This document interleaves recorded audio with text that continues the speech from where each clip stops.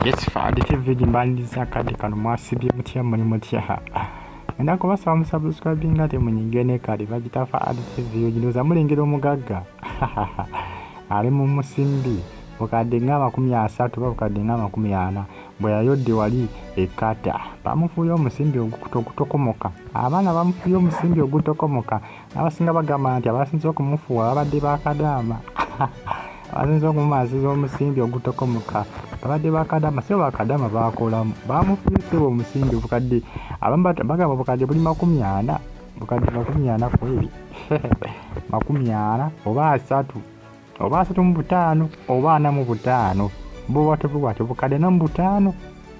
oba 35 oba 40 bo watu bukadde nyabasinga bagamba buli bukadde nga 40 n'okusuka mu katono bamita King Sheebah sente anase kubanga azebika bwebisi yebika nebike ana wala bisanga bakomyo Uganda simanyi kumanya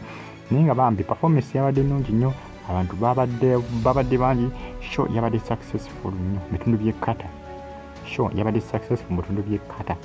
omusimbi gwatokomose ay abana bamasiza sente z'omuwalabu zidiramu zabadde mpitilivu nno zabadde nnyingi kwa King Sheebah naye agamba yali takisuubira so zamusiseko obungi agamba ate yazibaze nga bazzeyo mu luumu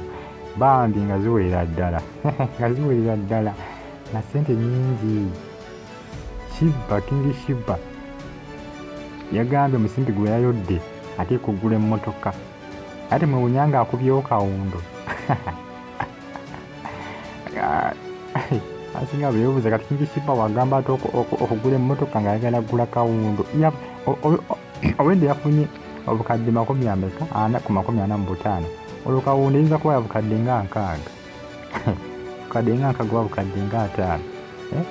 obukadde nga 7 ennungi mpoziko kuba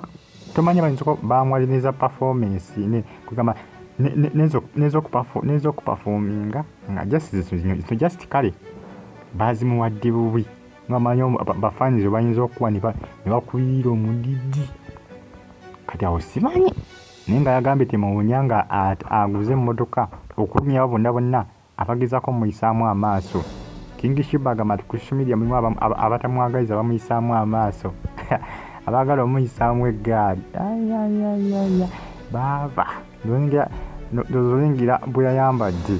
bwatu bwe yayambadde naye abaana era ennyambala ebagikubyemu ebituli nga bagamba designer kyoyo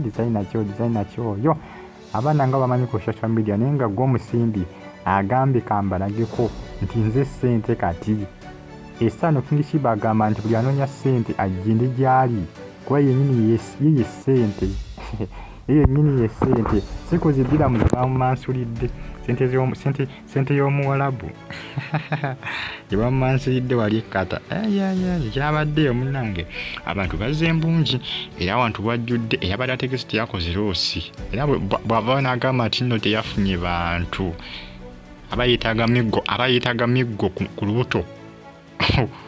oba ku mannyo abayitaga emiggo ku mannyo oba ku lubuto oba ku lulimi miggo ndoza ku lulimi oba ku lubuto abantu yabafunye nga bawerera ddala shoti ya musazi ninga ye King Sheebah yafunyemu awo kasente yali nnyo ku nnyonyi ate ne bamuwa n'omusimbi gwatakwatangako mbulamu bwe naye takikkiriza kiri unbelievable kwegamba yasanyuse nga takikkiriza kitungali kama akiri veritable ndowooza kitugamba kyamwewunyisiza nnyo nga bambi bafanizi bamuwaanyi bangambe King Sheebah was so veritable bambi you are so cool kugambe kyabadde Qatar boy wange bawanye King Sheebah Jola bamuwadde omusimbi bwe gutyo. Subscribe.